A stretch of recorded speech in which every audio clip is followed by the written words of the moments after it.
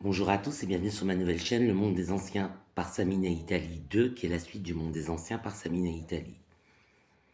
Alors, mes croyances.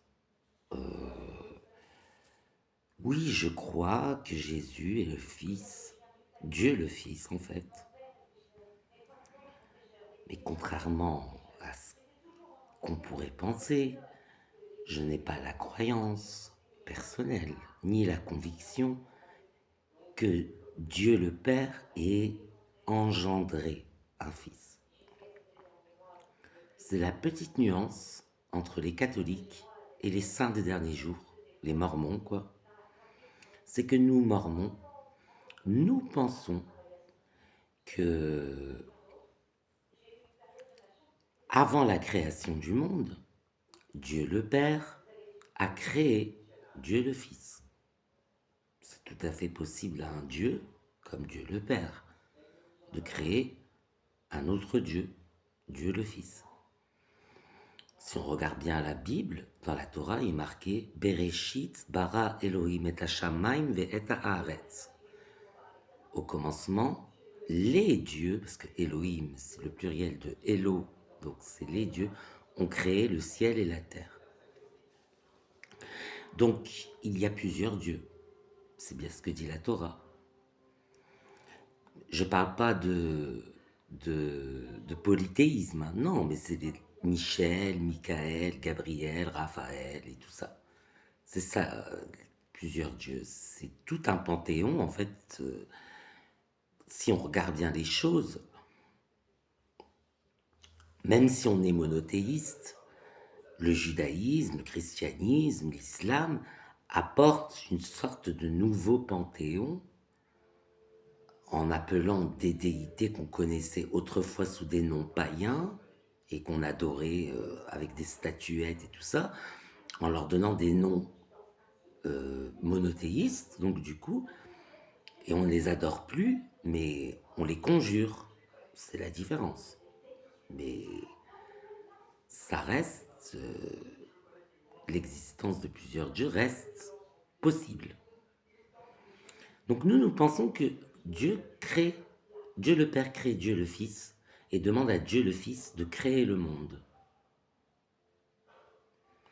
Et voilà.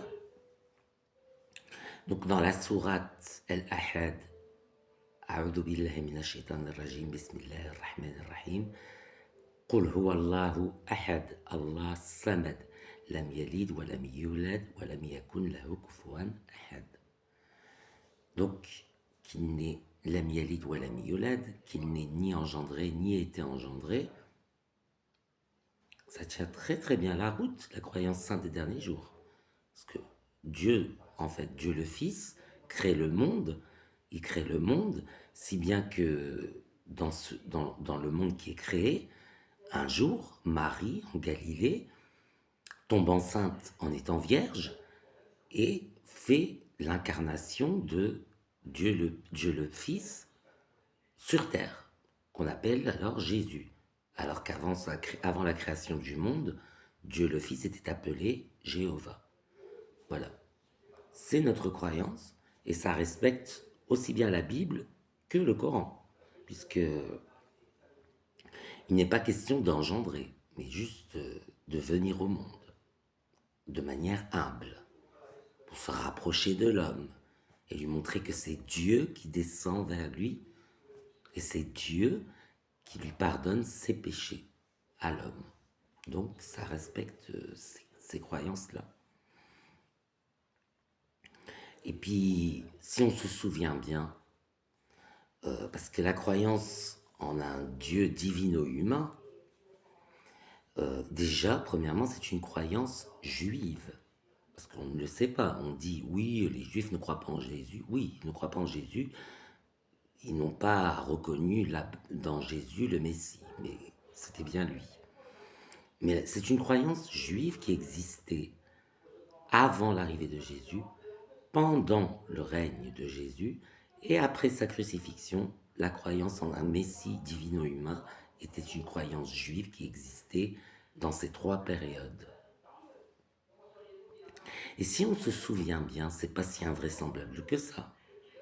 Quand Dieu apparaît à Abraham pour la première fois, après sa prière qui a touché le Père céleste, Dieu apparaît sous la forme de trois personnages.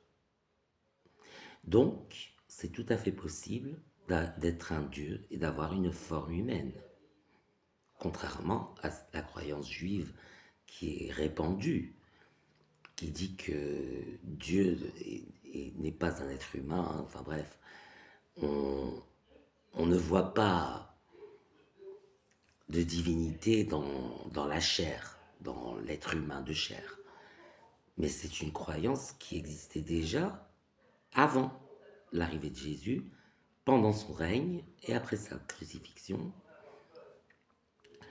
Bref, ces croyances sont enseignées aussi bien dans la Bible que dans le Coran, que trois personnages apparaissent à Abraham, pardon. C'est Dieu qui se présente à Abraham sous la forme de trois personnages. Donc ça rejoint la croyance chrétienne du Père, du Fils et du Saint-Esprit, puisque c'est bien trois. Je sais très bien que dans le Coran, on a tendance à dire que c'est de l'association, parce que Dieu n'a pas d'associé. Dieu n'a pas d'associé, vraiment. Et quand Abraham est sur le point de tuer son fils, et que et qu'un ange descend un mouton pour qu'il tue le mouton à la place de son fils, c'est bien un ange qui descend.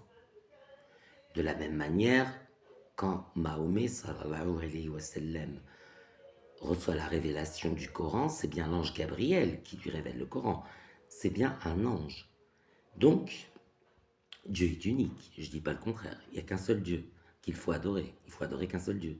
Mais qu'il ait d'autres divinités que lui, bien sûr que si, c'est possible. Bien sûr que si. Et ce n'est pas, et ce n'est pas de la... Moi, je ne comprends pas. Association, je ne comprends pas. Ça ne fait pas partie de mes convictions.